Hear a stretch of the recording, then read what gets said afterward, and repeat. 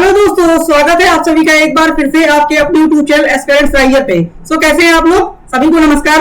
आशा करता हूँ आप लोग बढ़िया होंगे। तो आज हम लोग जुड़ गए नए सेशन में, जिसमें हम लोग कंपाउंड इंटरेस्ट पे आधारित इंस्टॉलमेंट के क्वेश्चन सॉल्व करेंगे। आइए देखते हैं कि पहला क्वेश्चन क्या दिया गया है। आइए देखते हैं।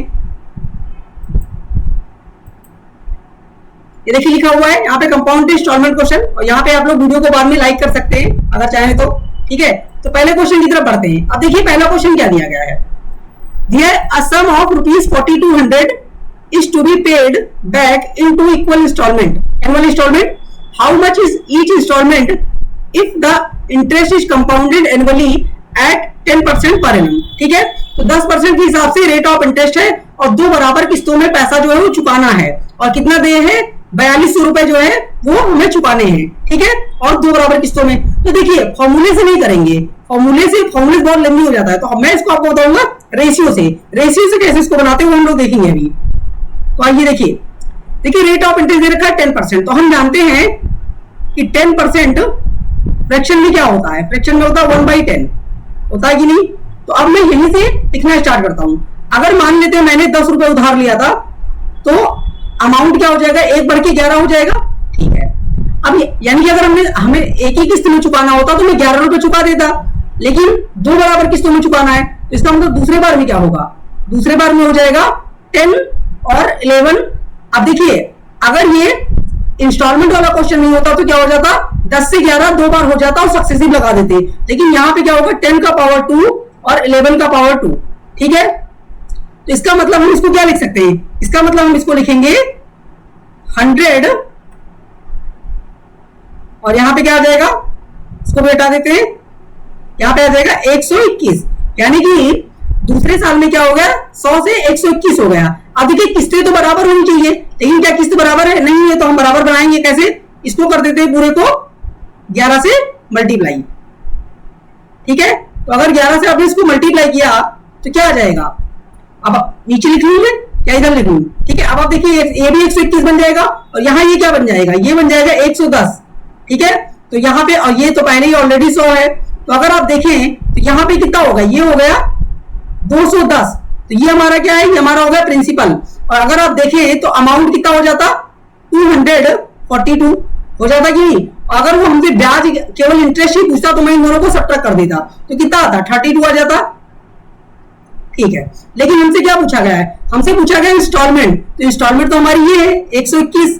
ठीक है, तो अगर आप देखें तो 210 यूनिट की वैल्यू कितनी दे रखी है? मैं नेक्स्ट स्लाइड पे चलता हूं, क्या यही लिख देता हूं। देखिए इधर इस साइड में,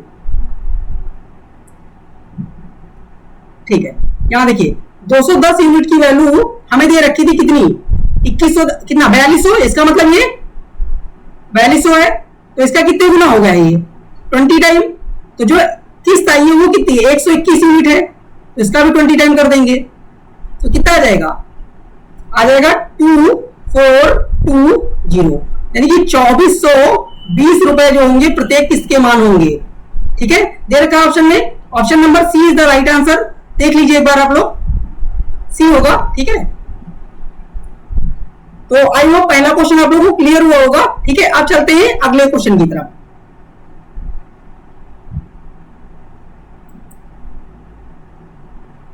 अब देखिए यहाँ पे 3 सालों वाला है, मतलब कि जब 3 इंस्टॉलमेंट इक्वल होंगे, तो पढ़ते हैं एक बार।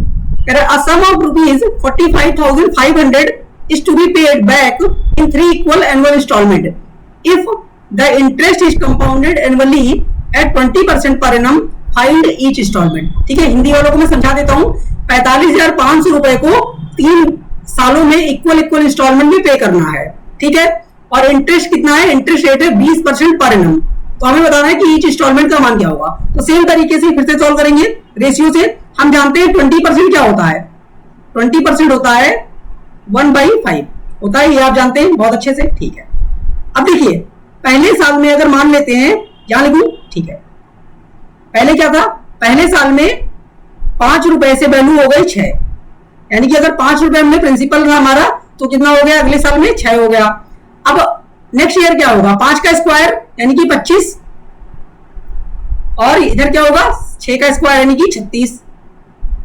उसके अगले साल क्या होगा? 3 इक्वल इंस्टॉलमेंट में लेना है, तो 5 का क्यूब हो जाएगा 125, और यहाँ क्या हो जाएगा? 6 का क्यूब यानी कि 216। ठीक है। अब आप देखिए इंस्टॉलमेंट तो बराबर होनी चाहिए, लेकिन क्या पहले साल और दूसरे साल में बराबर है? नहीं है। तो यहां क्या कीजिए, यहां पे 36 से मल्टीप्लाई, और यहां क्या करेंगे 6 से मल्टीप्लाई। तो ये दोनों साइड करना पड़ेगा। इसका मतलब ये क्या हो जाएगा, यहां भी जो है 6 से मल्टीप्लाई होगा, और यहां पे क्या होगा 6 से नहीं, माफ कीजिएगा 36 से, और यहां पे क्या होगा, यहां पे 6 से। ठीक है। तो अब देखिए नेक्स्ट स्लाइड में चले, चाहे यही लिख लें, यहां पे जगह है नहीं। ठीक है। तो नेक्स्ट स्लाइड में चलते हैं।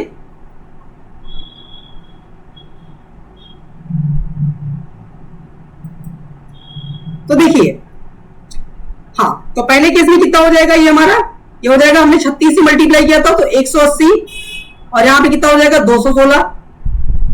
दूसरे केस में कितना हो जाएगा, हमने 36 को 6 से मल्टीप्लाई किया था, सॉरी 25 को 6 से मल्टीप्लाई किया था तो 150, और यहां कितना हो जाएगा 216, और इधर हमने किससे, इधर तो हमारा आ ही गया था 125 था, और यहां पर कितना था 216। अब आप देखें तो देखिए सारे इंटरेस्ट सेम हो गए हैं। ठीक है। वैसे हमें बनाई जो थी नहीं, क्योंकि हमें इंस्टॉलमेंट पता है कि लास्ट वाला जो 216 है वही आएगा, लेकिन यहाँ प्रिंसिपल हमें देखना पड़ेगा कितना आएगा। यहाँ देखिए इसको ऐड करिए 5, और 8 5 13 तो 15 के 5 80 1, और यहाँ पे आएगा 455, और यहाँ पे देखिए इनको ऐड करने की जरूरत है नहीं। ठीक है, क्योंकि ये तो अमाउंट आ जाएगा, तो तभी कर देते हैं। चलिए 3 6 जा 18, 3 1 जा 3 1 4, और 3 2 जा 6। तो अगर ये प्रिंसिपल है तो अमाउंट क्या है, ये है, लेकिन हमें ईच किस्त चाहिए, हमें इंस्टॉलमेंट चाहिए। तो देखिए 4000 यानी कि 455 का मान कितना आया है, 45,000, यानी ये 100 से मल्टीप्लाई हो रहा है। इसको किससे मल्टीप्लाई किया गया है, 100 से। तो अब यहां लिख रहा हूं, तो जब यहां पे मल्टीप्लाई किया गया तो कितना बन गया, ये 45500। ठीक है। तो ये 100 से मल्टीप्लाई करने पे है, तो हमें क्या करना पड़ेगा, हमें इंस्टॉलमेंट को भी 100 से मल्टीप्लाई करना पड़ेगा। इंस्टॉलमेंट है 216 का, इसको हम 100 से मल्टीप्लाई करेंगे तो कितना आ जाएगा, 21,600 रुपए हर इंस्टॉलमेंट का जो है वैल्यू आएगा। तो ये इस क्वेश्चन का राइट आंसर होगा। आशा करता हूं आप लोग को समझ में आया होगा। एक बार देख लेते हैं ऑप्शन में मैच कर रहा है कि नहीं। पहले तो ऑप्शन दे रखा है 21,600, जी हाँ, option number D is the right answer, D right answer है। ठीक है। तो आई होप आप लोग को समझ में आया होगा। आप लोग चाहे तो इसको नोट कर सकते हैं। ठीक है। तो 2 क्वेश्चन मुझे करवाने थे, मैंने आपको कंसेप्ट भी सिखा दिया है कि कैसे किस तरीके से आप, अगर मान लीजिए कि इंस्टॉलमेंट ना पूछे, प्रिंसिपल पूछ ले या अमाउंट पूछ ले या केवल इंटरेस्ट पूछ ले, तो भी आप रेशियो से सॉल्व कर सकते हैं।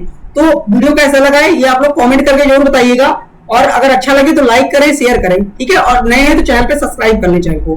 अब मिलेंगे अगले वीडियो में, तब तक के लिए थैंक यू सो मच।